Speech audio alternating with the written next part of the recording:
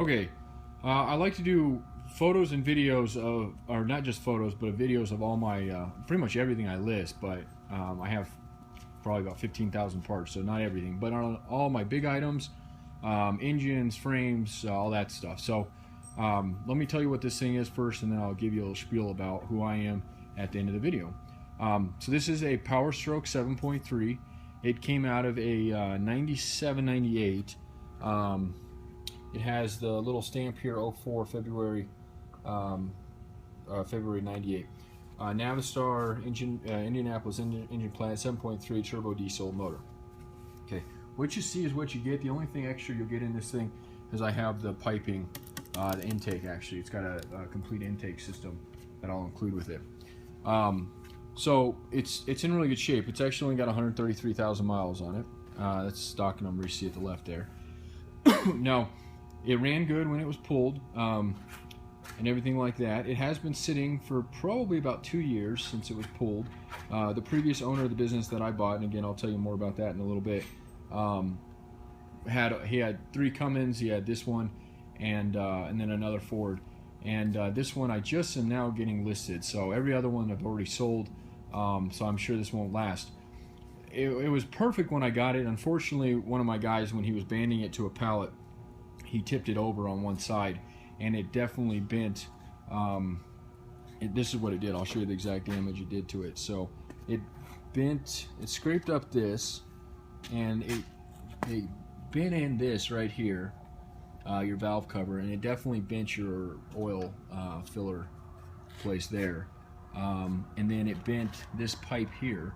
These are both on screwed, so you can unscrew that.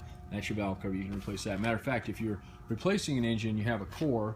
I'm not charging a core on this. This actually has 99 model on this here, and I'll try to give you the tag stuff here in a minute. But anyway, if you're replacing something, you know, it'll be nice because you can just pull off your valve cover and swap that over. And most occasions I do charge a core, but on my non-Jeep stuff, and again I'll talk more about that in a second, we're not charging cores at the moment. Here in a few weeks we'll go back to our cores, but for now the biggest thing is for us to move this around, down the road. Part of the process when I bought the business, I looked at this stuff and I definitely put this as part of the equation. So I'm not giving it away, but you're definitely going to be not paying what you would be from probably somebody who does Fords or diesels for a living. All right, so the turbo I'm including. You see that turbo and all that set up there, the Y pipe or whatever that's called, injection pump, all that. Everything you see in this photo you're going to get, including the crate, unless you pick it up locally and you don't want that, then we can take it off for you. Shipping on these, they are heavier. We normally ship engines for about $250, but the Cummins and the last Ford we sold went both to the East Coast, or one went to Ohio, one went to the East Coast, and they were like $400 or $500. So definitely some shipping expense in these, but they weigh a lot. They weigh like 1,000 pounds or something like that. Other than that, it's in really good shape, like I said. If you have any questions, comments, concerns, my name is Jeremy. I own the company. I got good guys up here that work. Up here is 303-666-9020. That's probably the best way to get a hold of us, or you can text me. That phone should be working for text here soon, but right now it's not. So it's January 15th, 2015, and I think that's that. So I'll just do a quick walk around and then see if there's anything on here that's worth mentioning. I don't see anything. It's a 7.3 DIT engine family, and it's X is in xylophone, Nancy, V is in Victor, X is in xylophone, H is in Harry, 07.3, A is in Apple, C is in Charlie, A is in Apple. I'm not sure if that's the actual number on this thing or not. You can see the moisture down in there. That's not anything but just it was sitting out today, and yeah, and whatnot. So it has sat out for actually a couple days, but it's been inside literally in this warehouse, and that is what I'll get into next after I get done with this stuff. And then I did see when it's tipped over, I think I seen this thing.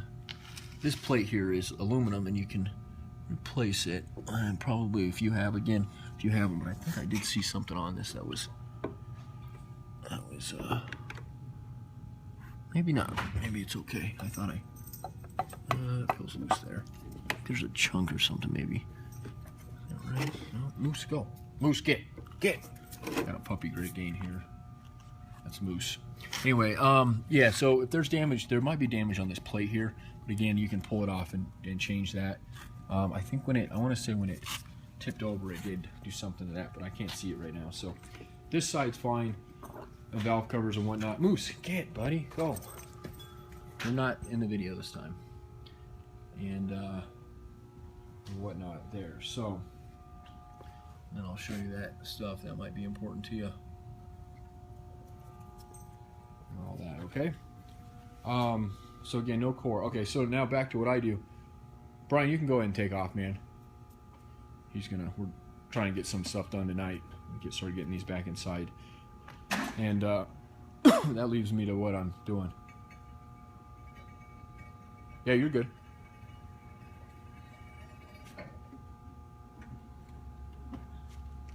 You can fire it up. Sure. Yeah, no, you're good, man. I'm waiting for you to leave. I'll continue talking in a second. Sorry about that. Forklift makes enough noise, hard to talk over. So, anyway, I own Jeeps Unlimited. I just took over ownership. This business has been around for 30 years and whatnot. I bought all the inventory out here, and my main business is obviously Jeeps. My main business is not Fords, not Chevys, and not whatnot. We will continue to probably carry some of the Chevys out there because they're easy to swap into the Jeeps. A lot of rock crawlers like that kind of stuff. But for now, we have an abundance of engines, such as this one. This is my last diesel, and other Vortex. We got Ford Explorer motors, Ford Ranger motors, Dodge V10s, and just some odds and ends here and there. Basically, I'm trying to slim these down. We're tripping over them, literally. These were all on these two shelves. They were stored inside. You can see those are the old engines that are still we haven't messed with them yet. We're slowly, one by one, bringing them out, dusting them off, making sure everything looks good on them, putting them on, banding them to pallets, and then we just put our new racking up back here, cleaned out this area. This place was like, well, I'll give you an idea. And yes, I have about every transmission you can probably possibly imagine for every Jeep that was ever built. But on top of that, they used to have American 4x4 car and truck out here, and that's where these other non-Jeep stuff came from. So I got containers outside filled with transmissions and whatnot. I won't have any access to that stuff until I get this other stuff done inside. You can see it's just kind of piled in here. And this has turned into 3 months now, and hopefully within the first 6 months I'll be organized as my old shop was, and we'll be set. So I think that's it for now. If you have any other, like I said, questions, please feel free to give me a call. If not, I appreciate you taking the time and watching the video. If you do ever need Jeep parts, we have 1940s years all the way up to current years, and then also every model in between. So main focus is Wranglers, but we do every other thing, Liberties and Cherokees and whatnot. So